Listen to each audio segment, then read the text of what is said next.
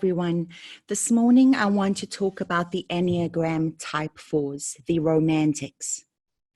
They're a wonderful type. I always say that about all the types. I get a kick out of the uniqueness of each type. The 4s are interesting because the 4's bias is towards melancholy, and they have a tendency to feel envy.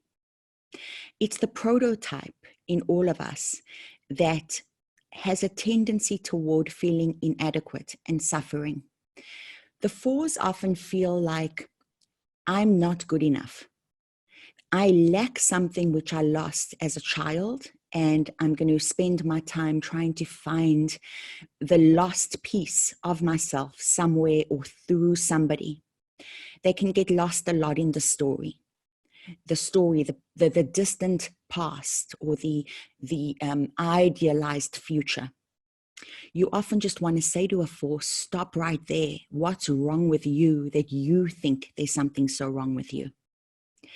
The 4s also have a tendency to want to feel unique. They tend to want to stand out, be kind of elitist in this way. And it's interesting because they want to fit in by being unique, and yet it's their uniqueness that often has them not fitting in. So it's kind of a vicious circle in a way for a 4. And depending on the subtype, the shame is really what lurks beneath the surface. We're now in the feeling triad. So the 4s, the 3s, and the 2s all have shame lurking beneath the surface and all deal with the shame in different ways.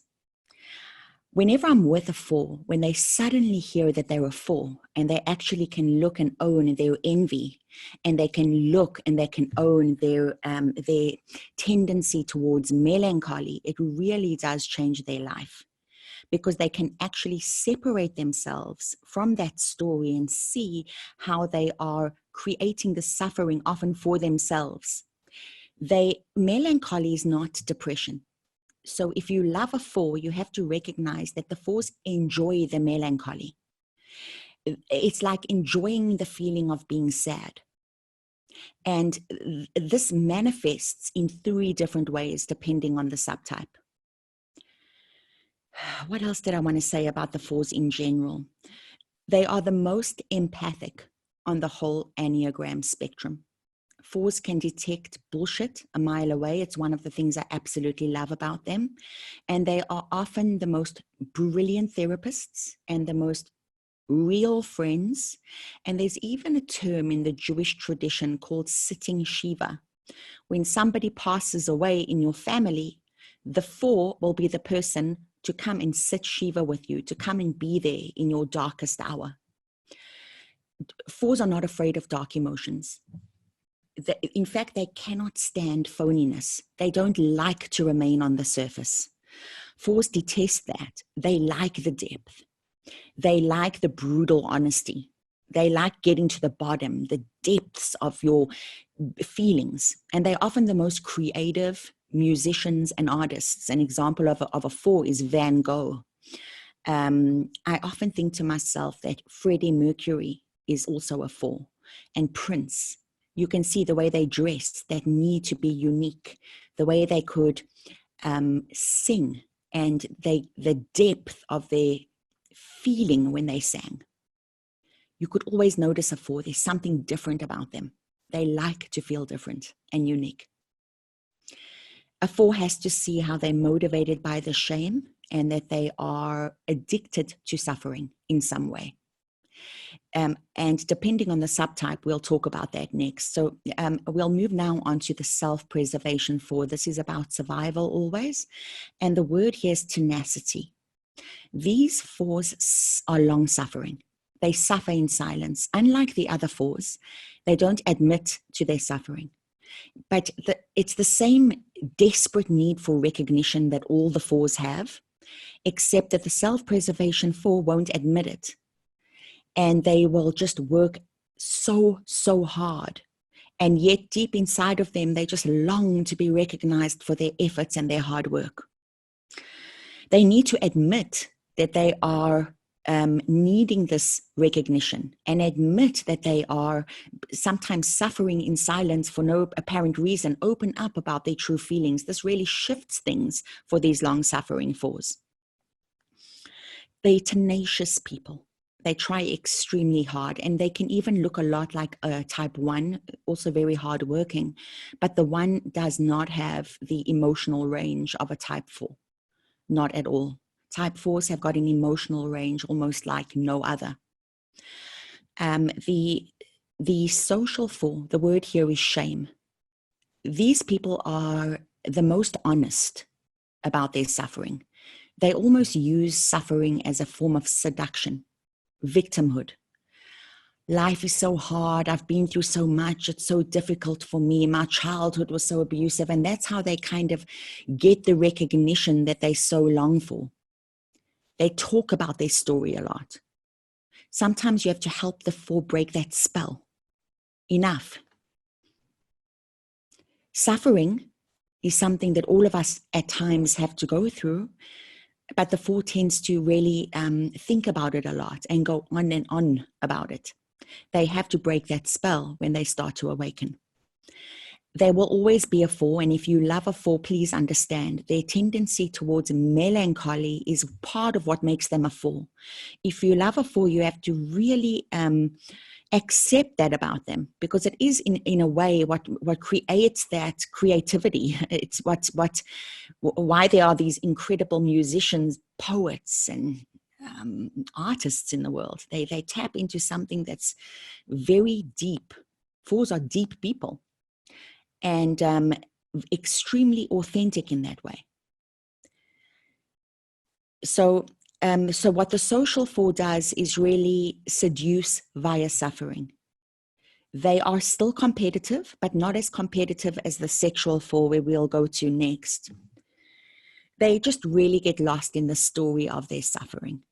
And again, they are always looking for this joy or this fulfillment outside of themselves. And guess what? You're never going to find it outside of yourself. It's within you.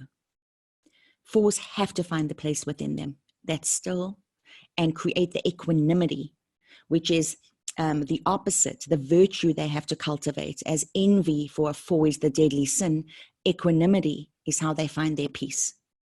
I'm okay just the way I am. I do not have to be unique and special and just to be loved. I'm a human being, and therefore I'm already special and unique just because I'm me. That's the big thing that a 4 really has to come to understand. With a sexual 4, a little more complicated, the word here is competition. These are the angriest of all the subtypes. It's kind of like the mad 4 versus the sad 4. These 4s are not afraid to talk about their anger, to lash out, and they tend to project their suffering outside of themselves. They punish people. They suffer, so I'm going to punish you. And remember, hurt people hurt people. These 4s don't want to own the fact that they are suffering and that they're projecting. They are so afraid. They are almost unforgiving when it comes to criticism. They just cut a person out. They have that elitist mentality if you're a sexual 4. I'm entitled to be behaving the way I'm behaving. And if my needs aren't met, I'm entitled to project my anger and blame the world around me.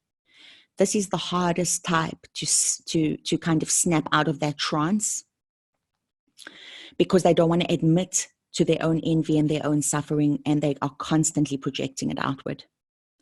They have envy and suffering just like the other 4s. They just don't want to own it. And they can be very angry very often. Sometimes it can seem like a sexual 4 is similar to an 8, except an 8 is not afraid of conflict. But an 8 doesn't necessarily want to have conflict. They'll have it if necessary, unlike the 4 that is able to just really get angry very often. The sexual 4. The subtypes here differ quite dramatically. So we have the self-preservation 4 who's denying the shame and the suffering. We have the social 4 who is seducing via their suffering, open and honest about it. And we have the sexual 4, who is pretending that the suffering doesn't exist and projecting it outward. So the first 2 subtypes tend to introject. They really are owning their darkness. In other words, everyone's darkness is my fault. Something is missing with me and lacking within me. So what they really, envy here is not jealousy. Envy is, I'm missing a certain characteristic that other people have that creates happiness that I just lack. Jealousy is more like, oh, somebody bought a new car. Oh, I'm so jealous. I wish I had that car. It's not the same as what I mean when I talk about the 4's deadly sin of envy. If you're a 4, or if you know any 4s, please send this to them.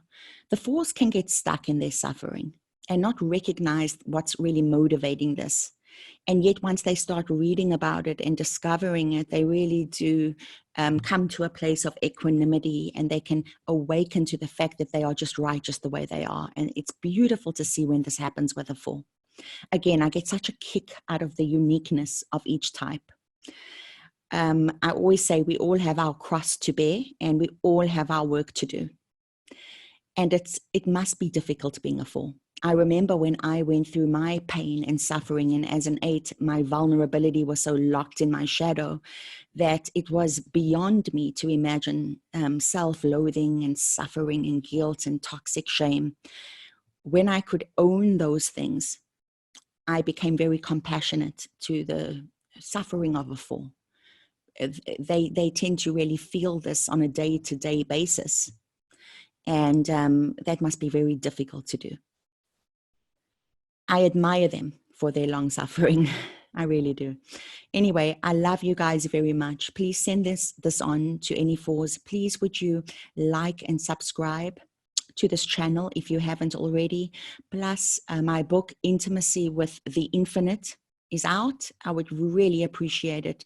If you haven't already, please review my book for me on Amazon. It's both on Kindle and on paperback. I think you'll enjoy the read. I do talk about my journey with the Enneagram as well, which I think is helpful.